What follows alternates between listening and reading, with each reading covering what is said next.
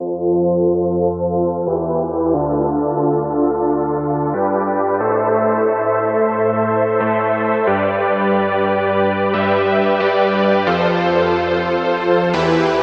there, it's Stephanie Shea, Chief Astrologer for janspiller.com with your monthly horoscope, and this one's for you, Taurus.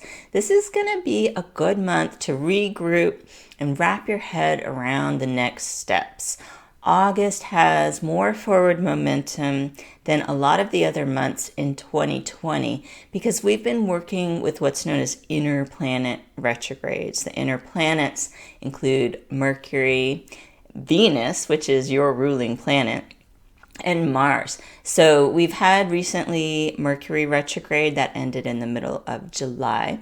Venus retrograde, if you recall, was back in May and June. So now we're coming towards a Mars retrograde, but it's not until September. The official dates are September 9th to November 14th. That means August is a special window where the inner planets are not retrograde. You should be able to get some things going. Now, Mars is moving in Aries, and that could bring out the impulsive side of people. The good news for you, Taurus, you're often the stabilizing force when others around you tend to get a bit frantic. And you may find that you're this person a lot this month, especially for your fire sign friends. If they're Aries, Leo, or Sagittarius, you may serve as the voice of reason and really be able to help people move forward calmly and sensibly. So put those earth sign skills to work for yourself and others. And if you get a few things going this month, while Mars is retrograde in the fall, you can spend time building on anything you get started now. We've got a full moon this month in Aquarius.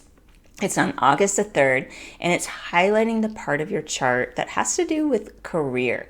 And this is especially true for Taurus rising people, but it can apply for all Taurus as well. This is a good thing. A lot of people are looking for work, or if they have a job, suddenly they're having to do things quite differently. Well, Aquarius is the sign of innovation, of new ideas, of networking and bringing people together. When the full moon occurs in this sign, it can feel as if some of the puzzle pieces are coming together. You can get missing information or finally make that connection you've needed to make, which is why I think it could be helpful for people who, especially who are looking for work right now. You could also gain some recognition for your ability to problem solve and bring people together. And it's a particularly good time to make progress with a group project. So keep that in mind. We've got Mercury moving into Leo on August the 4th, and this is going to really encourage connecting with your family members. Mercury in Leo has quite a playful nature to it, so if things have felt strained, particularly maybe in parent-child relationships, this can be a time where more laughter and play comes into your daily life, and this is a good time to encourage creative expression, either with children if you have children, your own creative expression, or people around you that are artists. This is quite the month for artists to get recognized, to get their work out, and to be kind of honored for what they do. Now, Venus is going to move into Cancer on the 7th, and this puts an emphasis on emotional connection, heart-to-heart communications. For many, this year has been marked by separation from family members. It's not so simple to travel right now, and if you don't live near loved ones, this has been a challenging time.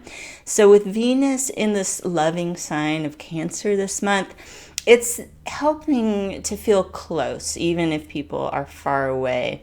It's encouraging people to open up, share their emotions, be a bit more vulnerable. And I would encourage you to use this month while Venus is in Cancer to engage in some supportive conversations. It's possible.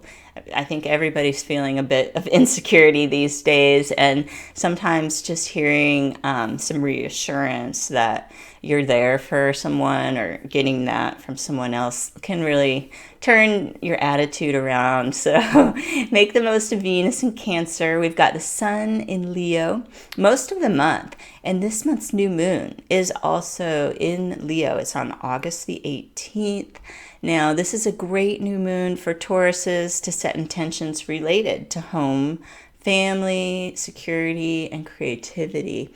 And if you don't know the best time to set your intentions at the new moon, you can check out janspiller.com. We have low monthly memberships, and those will give you access to tons of astrological information, including the best time to set your new moon intentions.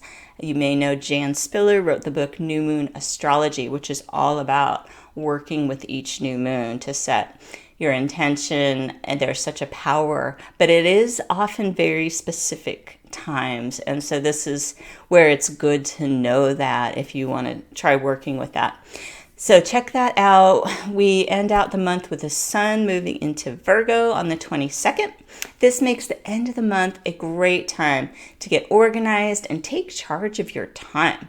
Now, a loved one might be the one to help you make sure that fun is still on the calendar. Sometimes Taurus can be all work, all business, but it's important to schedule your fun time sometimes so that you don't just spend your day on productive activities. It's great to do that, obviously, but keep it all in balance, and I hope that you can make the most of August astrology. Be safe and be well, and I will see you here next month with your horoscope.